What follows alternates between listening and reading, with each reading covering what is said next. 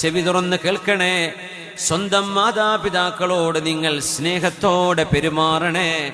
അവരോട് നിങ്ങൾ കയർത്തു സംസാരിക്കരുതേ, അവരോട് നിങ്ങൾ ഒച്ച വെക്കരുതേ, അവരോട് നിങ്ങൾ ദേഷ്യത്തിന്റെ നോട്ടം പോലും നോക്കരുതേ എന്നാണ് വിശുദ്ധ ഖുർആനിന്റെയും ഹദീസിന്റെയും അധ്യാപനം.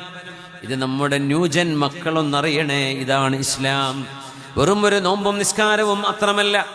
നിങ്ങളുടെ ജനനത്തിന്റെ, നിങ്ങളുടെ അസ്തിത്വത്തിന്റെ കാരണക്കാരൻ അല്ലാഹു ജല്ല ജലാലുവാണ്.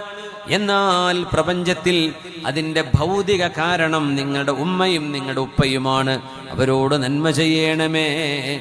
പിന്നെ പറഞ്ഞു, അല്ലാഹു അനിഷ്കുർലി വലിവാലിദൈക് ഇലയ്യൽ മസ്വീർ. നന്ദി ചെയ്യണം അല്ലാഹുവിന്.